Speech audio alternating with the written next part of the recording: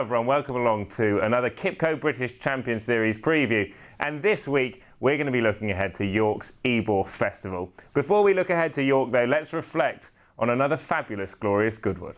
They're off, racing away for the Kipco Sussex Stakes. Toronado being held up still, and Trade Store at the back of the field. Here's Dawn approach now, coming down inside the final quarter mile to take it up. He goes on by 2 lengths to declaration of war. Toronado is sent after him now. Dawn approaching blue in front. Toronado the grey jacket coming down the centre. The 2-3-year-olds duel it out as they race inside the last 100 yards.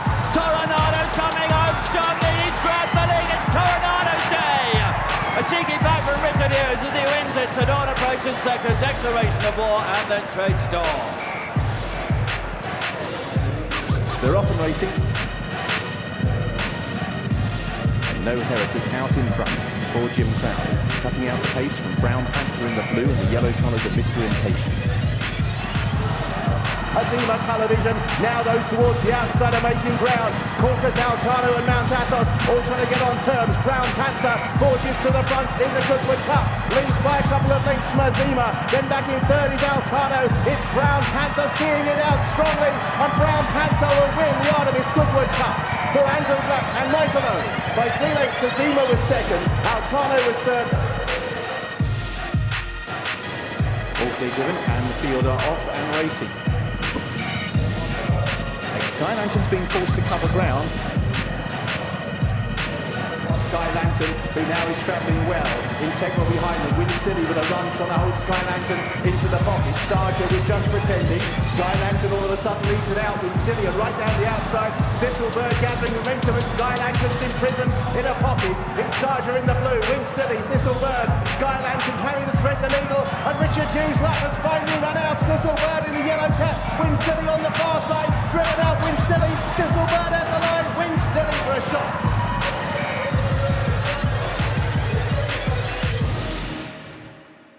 We'll each have our own personal highlights from Glorious Goodwood, but for many people, the standout performance, the standout race, will be that of Dawn Approach against Toronado in the Kipco Sussex Stakes. It promised so much, and they'd met twice before. Dawn Approach had won, or got the better of Toronado on both occasions, but it was a case of third time lucky for Richard Hughes and Toronado's trainer Richard Hannon, who was in floods of tears after the line. It was great to see. Well done to Hughes, Hannon, and all of the team there, who had just, as always, it seems, a dream glorious Goodwood. Let's see where that puts Toronado on the standings in terms of the mile category, and you will see that Toronado, because of that win, is now on top. He has a score of 126 over Dawn Approach with a score of 125, and Farr, the very impressive Lockinge winner, is in third with a score of 121. So it's all hotting up there. Dawn Approach has been replaced at the top by Toronado, who will be heading to York this week. We hope, we keep our fingers crossed that he will line up in the Juddmonte International. He is declared, and with York on the horizon, let's hear now from Clerk of the Course, William Darby. So here we are in front of their empty stands at the moment of York Racecourse. We've got the Knavesmire stand behind us for Grandstand and Paddock. The Ebor stand that we opened in 2003, £20 million investment in racegoer facilities.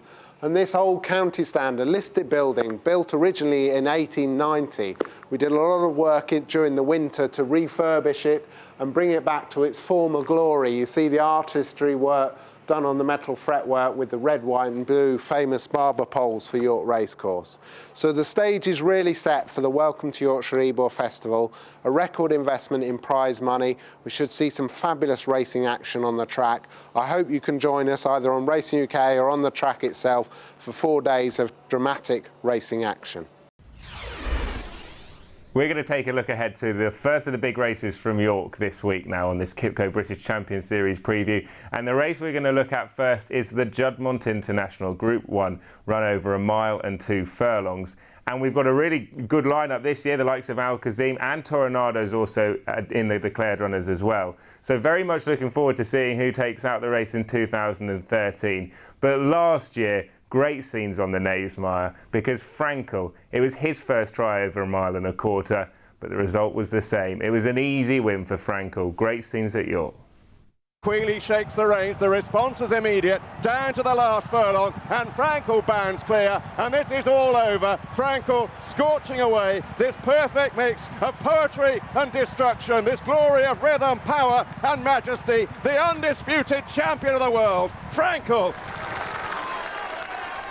Unbelievable scenes at York. It really was a special day in the Juddmonte International, a race sponsored by Frankel's owner, Prince Khaled Abdullah. And you ask most people in racing what performance from Frankel stands out for them, what performance got the hairs on the back of the neck standing, and they will say that it was that win in the Juddmonte International, his first try over 1.25 miles, and it was a smooth and dominant display by, officially, the best racehorse of all time. We have got some very good racehorses lining up in the Juddmonte International this year, none quite as good as Frankel yet, but in the form of Al Kazim, there is a horse who has taken all before him this season in fine style. He is one of a number of live contenders in this year's International. Dawn approach now, coming down inside the final quarter mile to take it up. He goes on by 2 lengths to declaration of war. Toronado is sent after him now. Dawn approach in blue in front. Toronado, the grey jacket, coming down the centre. The 2 3-year-olds duel it out as they race inside the last 100 yards. Toronado's coming home strongly. He's grabbed the lead. It's Toronado's day. A cheeky back from Richard Hughes. Here comes Al Kazim, Mars and declaration of war. The fugue has not fired today. Down towards the final furlong. Mucket Graham is digging gamely to the inside rail. Al Kazim on all-out drive. They've got 150 yards to go. Al Kazim has got the lead from James Doyle. Back in second is Mucket Graham. Declaration of war begins to fly. They've got now 50 yards to go. And Al Kazim wins the Coral Eclipse. Hillstar is going to try and chase down Battler Marengo, who got first run on him. Battler Marengo by 2 lengths, but Hillstar is closing with every stride. Middleshad staying on behind those.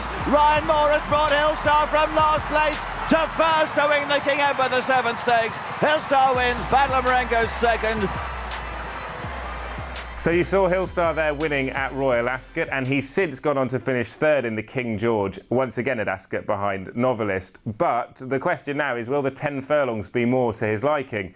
We sent Paul Morrison down to Sir Michael Stout's stables to find out more. Oh, I love the Naysmar, you know. I mean, when I came to England, I went to Moulton, to Pat Rowan, and I can remember vividly my first visit to York, and it's definitely one of my favourite racecourses across the world. I think you've got to take your hat off to the management there, because there was times quite recently where the ground was an issue, but they have done an enormous amount of work there, and it staggers me when I walk that track now how they've actually been paid back for their endeavours, because it really is a proper surface now. Oh yeah, I mean it's a marvellous job that they did, and you know, it was a brave move, but it certainly has paid off. Because it's difficult. Really, the Naysmar tells the story. It's a bog, sure. But they had to do something, and they've done it, and it's paid off in dividends. Hillstar, let's talk about him. He's a highly progressive horse. I loved his profile because it's a sort of slowly approach from you. You know, he was beaten in 2 handicaps. You took the move to take him to the King Edward, another race. 6 times you've won that. And he duly won there, and then up again, supplemented in the King George, and ran an absolute blinder. Tell me a little bit more about this horse. I'm really captivated by him, the way he's improving. Yeah, we've always liked him. You know, he won as a 2-year-old, and he worked well as a 2-year-old. And you know, we had him in the Derby. His first 2 races just didn't go right. You know, down here the winner went a long way clear, and he looked like coming to win on the rising ground, but he got tired. And then at Newbury, the horse that would have made running pulled out, and he hit the gate too well, and he was just much too keen. So I thought, let's stop messing about, and we were either going to go for the 1.25 mile race or the King Edward, and fortunately we chose right. So yeah, he's really pleased me in his last 2 starts, and he's really going in at the deep end. But I will run him in the International if he goes to York, and the plan is to go to York. I hate taking a penalty in the Group 2. He's a Group 2 winner, and I don't fancy that penalty, so he would go for the Juddmonte. The really exciting thing about this horse is, you know the family very well. Crystal Capella, quadruple group winning mare. I mean, she got better and better with age. Do you see the same sort of idiosyncrasies in this horse? Well, I hope that he's going to, yeah, because his last 2 runs, you know, he's been very progressive. But this is really tough this Juddmonte. But you know, we're going to put our hat in the ring, give it a shot. Do you think his best trip is 1.25 miles or 1.5 miles? Put your head on the block. Would you, or do you think he's just as adaptable over both? I think so. I mean, he certainly gets 1.5 miles, as he proved in the King Edward and the King George. But I think the 1.5 miles will be extremely suitable. Ground? Any issues with ground? Does he have a preference? Wouldn't like it too firm for him, but I don't think it will be. There's forecast rain up there. I think we're going to get showers, but I honestly think as well it's not going to be baking hot. There's cloud cover, so I think they'll produce perfect ground, which would be fantastic. Be nice. That's what we would like. Are you taking a big team up to York this year? Well, we're going to take Telescope for the Voltigeur, and Ladyship may run on Wednesday in the sprint handicap, and then we're quiet on Thursday. But then Friday we would have. Estimate in the Lonsdale, and I might run Pavlovsk in the Strensel, and we've got Ennobled in the mile handicap. I'm liking the sound of this team. And we run Opinion in the Ebor on Saturday. So good. So you've got a strong hand going up. Well, there. we've got chances. The next race we're going to take a look at is the Yorkshire Oaks on the Thursday. And it's time for the girls to shine once again. The Lark coming out of the pack in pursuit of Secret Gesture. Down the outside is Moth, then Talent from the rear. It's Secret Gesture who leads the Oaks with just over a furlong to travel. And it's Talent, the stable companion, who's coming after the leader. Rafe Beckett with a 1-2. And it's the outsider Talent who moves through the lead for a shock in the Oaks. Secret Gesture and the Lark battling out second. But it's Talent.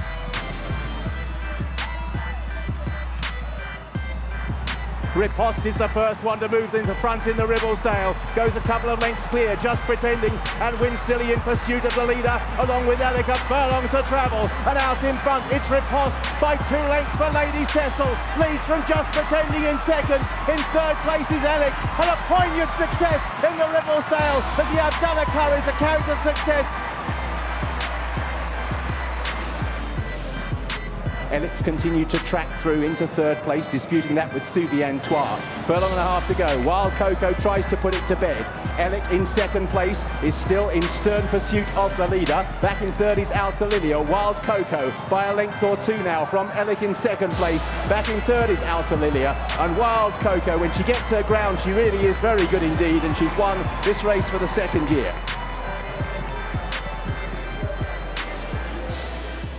Rafe Beckett is potentially double-handed in the Yorkshire Oaks, as he was at Epsom, when he secured a famous 1-2 in the Epsom Oaks with Talent beating home Secret Gesture. He could be double-handed, but Talent's participation very much depends on the weather gods. I wouldn't run on a rattling ground again, but there's rain about, and I hope that'll work out for us. Yeah. And did anything come to light after the Irish Oaks? No. And I'm working on the basis that she wasn't letting herself down on the ground. Right. I know she had won on fast ground, but she hasn't got a fast ground action. So that's how I'm. That's the theory I'm working on anyway. Well, you need more evidence. Exactly. Yeah. Exactly. And how about Secret Gesture? How's she come out of that excellent run in Germany? Better than I hoped. Didn't work for her really. She had to be ridden forward because of a draw and just didn't work. It's very tight round there, and I feel she's a filly who needs to be ridden for a turn of foot rather than throwing into the mix early, which is what happened at Epsom and in Germany. Mm-hmm. So she again came out of it better than I hoped she would, and we'll see how it goes. But she it's possible she'll turn up next week. We'll see.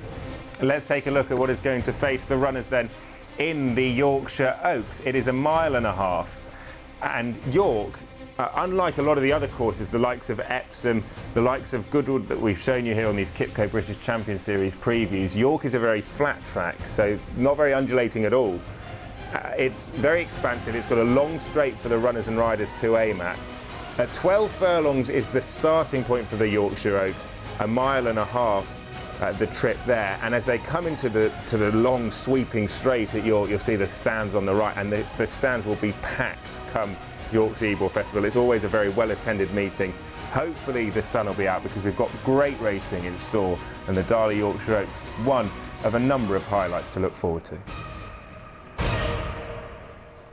Let's move on to the Friday now, where there are 2 British Champion Series races to look forward to. And first up, it's the stayers in the Lonsdale Cup.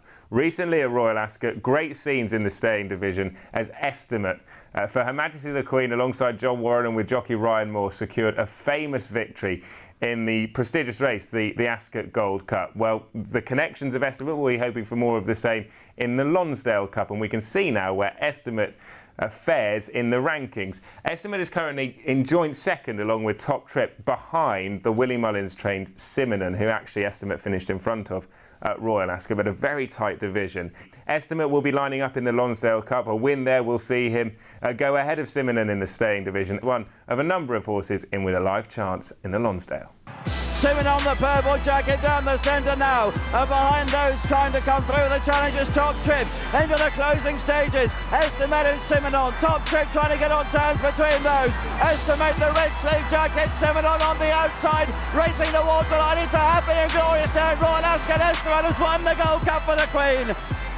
Caucus Altano and Mount Athos all trying to get on terms. Brown Panther forges to the front in the Goodwood Cup, leads by a couple of lengths from Azima. Then back in third is Altano. It's Brown Panther seeing it out strongly, and Brown Panther will win the Artemis Goodwood Cup for Andrew Black and Michael Owen. By 3 lengths, Azima was second. And the final race we're going to take a look at is over the Flying Five, a chance for the sprinters to shine again in what is a really tight division. It is the Nunthorpe, and Lethal Force has been the sort of star name in the sprinting division this season. Let's take a check on the rankings. Lethal Force is out on top, quite clearly out on top as well. He's finished in front of Society Rock already a couple of times. Society Rock's in second with a score of 117. And then you've got the likes of Soul Power, Reckless Abandon and Slade Power as well. It is a wide open division though, and in the sprint division these horses all sort of win in turn. Lethal Force at the moment has moved his way to the top of the tree, but there's a number of progressive, improving and very classy sprinters who are putting their name into this year's Nunthorpe hat. Reckless Abandon heading over to the stands rail. Shay out in the centre. Sham Express is third. Reckless Abandon with over on the far side. Shay coming home strongly in the centre. It's Pearl Secret. Soul Power's also finishing off well. Shay with Soul Power. Soul Power on the near side. As they head down to the closing stages, and Justinio from Tickle Pink and Spirit Courts and Mazamar and Murviesta coming through. Hand for Tickle Pink there, and also the pink jacket of Swiss Spirit and William Buick finishing off to join Murviesta and Paul Morenon, but Murviesta's won it. Farm in second place, Swiss Spirit, who's hampered late on. Glass Office and Justinio together from Ladies Forever. So there's no Lethal Force for connections of Movie Star to worry about. And Movie Star is one of those horses that's sort of climbing through the ranks and doing it very well. He was a really impressive winner at Glorious Goodwood, and we sent Niall Hannity down to catch up with his trainer, Brian Smart. Brian, well done at Glorious Goodwood with Movie Star. All roads to the Nunthorpe? Yeah, thank you very much. Yeah, I mean, he's come back really well, and you know, he was put in there early on, so we obviously knew we got something, but it's just was getting those to settle, you know. And now we found the key. If we can get what we see at home on a racetrack, we've got even better horse to come. Is he taking a bit of work at home just to get him to relax, to let him to settle? Not now. We've had all the aggro, we've had all the sort of wanting to run away and all that, and now my daughter could ride him a piece of work, because if you put him in behind, you actually have to scoot him along to get him upsides now, and then once you get him upsides, he comes good. But he's a horse that just he always knew he was good, and he had that natural speed, and he was just trying to do too much too soon. Paul Morenon's got a good relationship with the owners. He's built up a good rapport with the horse. Yeah, that's how it's worked well, because Paul came to me and said the two lads were looking to buy into a good horse, and what had I got? And I told him, and I just said, look, it'll be up to Harry. And luckily, Will Salthouse knows Harry, so it all worked out really well. And you know, I didn't really want to lose the horse. The Americans were interested in him at the end of his two-year-old career, and never really followed it up. So I've probably done me a favour. You still think? Well, we still think he's only 3.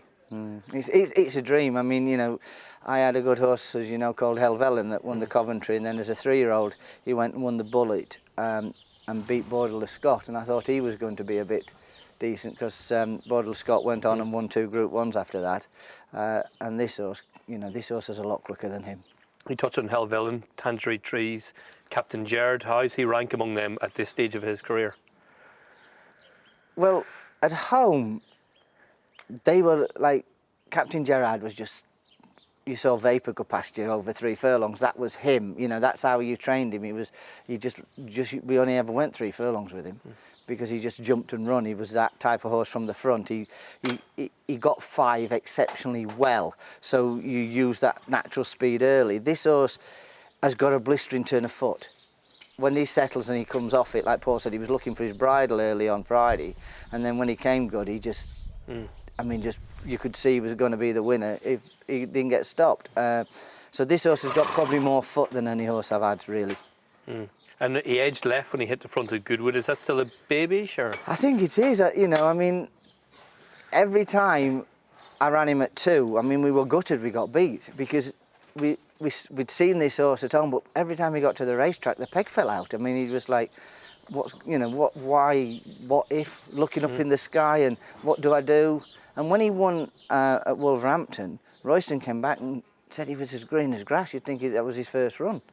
And it took a while. It took a while for the penny to drop. Just now he goes to the races, he looks more professional in every way. The early part of the race, everything, the leading up and all that, it's all coming good. They always say there's not a great programme for the 3-year-olds. You've got the Nunthorpe, thinking further ahead with the Abbey, a race that you know how to win. Would that be in the back of your mind? Well, I think it might be worth an entry, but I think if we won the Nunthorpe, we'd probably sit down and have a good chat. And he doesn't want over racing this year. Somebody asked me the other day, would you take him to Dubai? And I don't want to. I said, I think I'd like to go down that sort of road end of next season, where you'd sit down and map his programme out. Because you're a Group 2 winner now. If you happen to win the Nunthorpe, you're a Group 1 winner. You've got to have a programme to go for. But I don't particularly want to take him out there this year. But I'll talk to the lads and see where we are. York's in the doorstep for you. How important is it to win big races? Well, it was great when he won at York, and when you think he only won a nose that day, pulled up again in front because he heard all the crowd and was, like Paul said, I went too soon. But I think, to go there and win one of those, I've had 2 Group 1 winners, but to have a Group 1 winner in this country, I've took it off the French. I'd rather like to have one here. So very best of luck to Brian Smart and connections of Movie Star, who include football manager Harry Redknapp, and they will be cheering Movie Star on in the Group 1 Nunthorpe, which is one of a number of highlights that we're going to look forward to from York on the Knavesmire. Fingers crossed the sun comes out, but I hope you can join us wherever it may be, because we have great racing to look forward to. We'll see you soon. Take care. The undisputed champion of the world, Franco, wins the Juddmonte International.